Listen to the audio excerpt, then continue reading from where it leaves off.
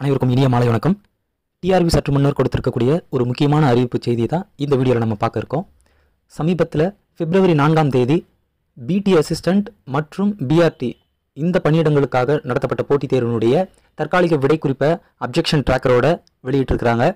இன்று வெளியிடப்பட்டுள்ள இந்த தற்காலிக விடை குறிப்பின் மீது தங்களுடைய ஆட்சேபனை என்று சொல்லப்படக்கூடிய அப்ஜெக்ஷன் தெரிவிப்பதற்கு இன்றிலிருந்து 25 பிப்ரவரி மாலை 5:30 வரையில் அவகாசம் கொடுக்கப்பட்டிருக்கு. அடுத்து இந்த அப்ஜெக்ஷன் ட்ராக்கருக்கு எப்படி அப்ளை பண்ணுறது, அதே போல் இந்த ஆன்சர்ஸ் கீயை எப்படி டவுன்லோட் பண்ணுறது அப்படின்றது இந்த வீடியோவில் நம்ம பார்க்கலாம்.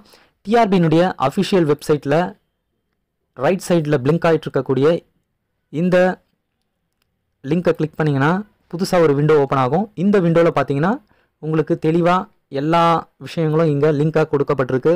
ஃபஸ்ட்டு வந்து பார்த்தீங்கன்னா கொஷின் பேப்பர் ஏ சீரியஸ், அதற்கான ஏ சீரியல் டென்டேட்டிவ் கீ கொடுக்கப்பட்டிருக்கு, சப்ஜெக்ட் வைஸாக கொடுக்கப்பட்டிருக்கு.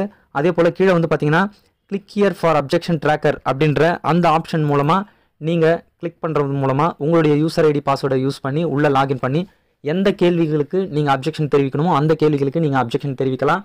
நீங்கள் எழுதின சீரியல் கொஷின் பிசிடி ஆக இருக்கும் பட்சத்தில் அந்த கேள்விகள் இங்கு கொடுக்கப்பட்டிருக்கக்கூடிய கொஷின் பேப்பர் ஏ சீரியஸில் எத்தனையாவது இருக்குது அப்படின்றத நீங்கள் பார்த்துக்கிட்டு கொஷின் பேப்பர் ஏ சீரியலில் எந்த கொஷினுக்கு நீங்கள் ஆன்சர் பண்ணியிருக்கீங்களோ அதை வச்சு தான் நீங்கள் அப்ஜெக்ஷன் ட்ராக்கர் அப்ஜெக்ஷன் பண்ணணும். இதுக்கு ஸ்டாண்டர்ட் புக்கு, அதாவது ரெஃபரன்ஸ் புக், ஸ்டாண்டர்டான ரெஃபரன்ஸ் புக்கு மட்டும்தான் நீங்கள் வந்து ஆதாரமாக வச்சு நீங்கள் பதிவு செய்யணும். இந்த பதிவின் போது எந்த விதமான கையேடுகளோ இல்லை உங்களுடைய குறிப்புகளோ இங்கே நீங்கள் பயன்படுத்தக்கூடாது.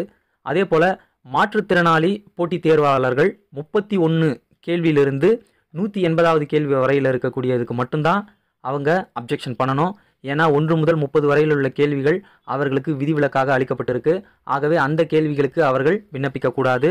இதுதான் இந்த குறிப்பில் சொல்லப்பட்டிருக்கக்கூடிய முக்கியமான விஷயங்கள்.